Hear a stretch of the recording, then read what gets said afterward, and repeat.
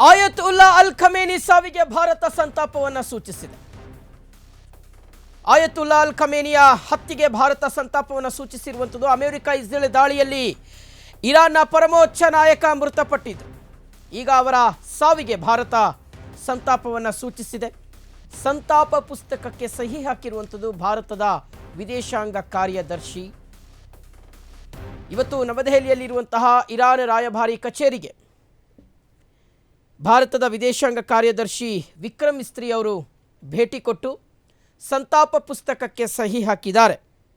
ಮಗದೊಂದು ಕಡೆ ಇರಾನ್ ವಿದೇಶಾಂಗ ಸಚಿವರ ಜೊತೆಗೂ ಸಹ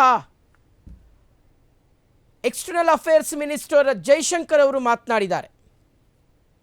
ಇರಾನ್ ಸಚಿವರ ಜೊತೆಗೆ ವಿದೇಶಾಂಗ ಸಚಿವ ಜೈಶಂಕರ್ ಅವರು ಚರ್ಚೆ ಮಾಡಿದ್ದಾರೆ. ಇಲ್ಲಿ ಭಾರತದ ತಟಸ್ಥ ನಿಲುವಿನ ಬಗ್ಗೆ ನಾವು ಯೋಚನೆ ಮಾಡಬೇಕಾಗಿದೆ ವೀಕ್ಷಕರೇ. ಯಾಕೆಂದರೆ ಭಾರತ ಈ ಯುದ್ಧದಲ್ಲಿ ಯಾವ ರೀತಿಯಾದಂಥ ಪಾತ್ರವನ್ನು ವಹಿಸುತ್ತೆ ಅನ್ನುವಂಥದ್ದೇ $1 ಮಿಲಿಯನ್ ಪ್ರಶ್ನೆ ಆಗಿತ್ತು. ಯಾಕೆ ಅಂದರೆ ಇಸ್ರೇಲ್ ಇರಾನ್ ಮೇಲೆ ದಾಳಿ ಮಾಡೋದಕ್ಕೆ ಕೇವಲ 2 ದಿನದ ಹಿಂದೆಯಷ್ಟೇ ಭಾರತದ ಪ್ರಧಾನಿ ನರೇಂದ್ರ ಮೋದಿ ಅವರು ಇಸ್ರೇಲ್ಗೆ ಭೇಟಿ ಕೊಟ್ಟಿದ್ದರು. ಇಸ್ರೇಲ್ನಲ್ಲಿ ಅಭೂತಪೂರ್ವವಾಗಿರ್ತಕ್ಕಂಥ ಸ್ವಾಗತ ಸಿಕ್ಕಿತ್ತು. ಅಷ್ಟೇ ಅಲ್ಲ, ಪ್ರಧಾನಿ ನರೇಂದ್ರ ಮೋದಿಯವರು ಇಸ್ರೇಲ್ನ ಸಂಸತ್ತಿನಲ್ಲಿ ನಿಂತುಕೊಂಡು ಇಸ್ರೇಲ್ ತೆಗೆದುಕೊಳ್ಳುವಂತಹ ಎಲ್ಲ ನಿರ್ಧಾರಕ್ಕೆ ಭಾರತ ಬೆನ್ನೆಲುಬಾಗಿ ನಿಲ್ಲುತ್ತೆ, ಈ ಕ್ಷಣದಿಂದ ಸಂಪೂರ್ಣವಾಗಿರ್ತಕ್ಕಂಥ ಸಪೋರ್ಟ್ ನಾವು ಇಸ್ರೇಲ್ಗೆ ಕೊಡ್ತೀವಿ ಅಂತ ಘೋಷಣೆ ಮಾಡಿದರು. ನರೇಂದ್ರ ಮೋದಿಯವರು ಇಸ್ರೇಲ್ಗೆ ಭೇಟಿ ಕೊಟ್ಟು ಆ ಮಾತನ್ನು ಹೇಳಿ ಬಂದ ಕೇವಲ ಕೆಲವೇ ಗಂಟೆಗಳಲ್ಲಿ 48 ಗಂಟೆಗಳಲ್ಲಿ ಇಸ್ರೇಲ್ ಇರಾನ್ ಮೇಲೆ ದಾಳಿ ಮಾಡುತ್ತೆ, ಭೀಕರ ಯುದ್ಧಕ್ಕೆ ಕಾರಣ ಆಗುತ್ತೆ. ಇವತ್ತು ಪರಿಸ್ಥಿತಿ ಎಲ್ಲವೂ ಸಹ ಬಿಗಡಾಯಿಸಿರೋದನ್ನು ತಾವು ಗಮನಿಸ್ತಾ ಇದ್ದೀರಾ. ಮಗದೊಂದು ಕಡೆ ಭಾರತಕ್ಕೆ ಪರಮಾಪ್ತ ದೇಶ ಆಗಿರ್ತಕ್ಕಂಥದ್ದು ಇಸ್ರೇಲ್. ಆದರೆ ಇರಾನ್ ಜೊತೆಗೆ ಭಾರತ ವೈರತ್ವವನ್ನು ಕಟ್ಕೊಂಡಿಲ್ಲ.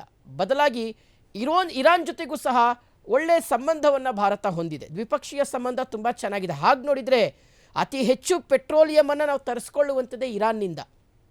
ಸೊ ಹಾಗಾಗಿ ಇರಾನ್ನ ನಡೆ ಮತ್ತು ನಿಲುವಿನ ಬಗ್ಗೆ ಭಾರತಕ್ಕೆ ಯಾವುದೇ ರೀತಿಯಾದಂಥ ವಿರೋಧ ಇಲ್ಲ. ಆದರೆ ಇರಾನ್ ಭಾರತದಲ್ಲಿ ಆದಂತಹ ಭಯೋತ್ಪಾದಕ ದಾಳಿಯಾಗಿರಬಹುದು ಅಥವಾ ಭಾರತ ಭಯೋತ್ಪಾದಕರ ವಿರುದ್ಧ ಹೋರಾಡಿದಂತಹ ವಿಚಾರದಲ್ಲಿ ಎಲ್ಲೋ ಒಂದು ಕಡೆ ತಕರಾರನ್ನೇ ಎತ್ತಿರ್ತಕ್ಕಂಥ ಸಾಕಷ್ಟು ನಿದರ್ಶನಗಳನ್ನು ನಾವು ನೋಡಿದ್ದೀವಿ. ಬಹುಶಃ ಭಾರತ ಈ ಒಂದು ಯುದ್ಧದ ಸಂದರ್ಭದಲ್ಲಿ ತಟಸ್ಥ ಮನಸ್ಥಿತಿಗೆ ಬರಬಹುದು, ಯಾವುದೇ ಪ್ರತಿಕ್ರಿಯೆಯನ್ನು ಕೊಡದೆ ಹೋಗಬಹುದು, ಅಥವಾ ಇಸ್ರೇಲ್ ಜೊತೆಗೆ ನಿಲ್ಲಬಹುದು ಅಂತ ಎಲ್ಲರೂ ಅಂದ್ಕೊಂಡಿದ್ರು. ಆದರೆ ಬಹಳ ಶಾಕಿಂಗ್ ಬೆಳವಣಿಗೆ ಇದು. ಭಾರತ ಆಯತುಲ್ಲಾ ಅಲ್ ಖಮೇನಿಯ ಸಾವಿಗೆ ಸಂತಾಪವನ್ನು ಸೂಚನೆ ಮಾಡಿರ್ತಕ್ಕಂಥದ್ದು. ಎಲ್ಲ ಒಂದು ಕಡೆ ಇಬ್ಬಗೆಯ ನೀತಿಯನ್ನೇನಾದರೂ ಭಾರತ ಅನುಸರಿಸ್ತಾ ಇದೆಯಾ, ಅಥವಾ ಒಂದು ರೀತಿಯಾಗಿ ಸ್ಮಾರ್ಟ್ ಮೂವ್, ಯಾರಿಗೂ ವೈರತ್ವವನ್ನು ಕಟ್ಕೊಳ್ಳೋದು ಬೇಡ, ಒಂದು ರೀತಿಯಾಗಿ ಸೇಫಾಗಿ ನಾವು ಇರೋಣ ಅನ್ನುವ ರೀತಿಯಾದಂತಹ ಒಂದು ಲೆಕ್ಕಾಚಾರದಲ್ಲಿ ಭಾರತ ಇದೆಯಾ ಅನ್ನುವ ಪ್ರಶ್ನೆಯನ್ನು ಹುಟ್ಟು ಹಾಕಿದೆ.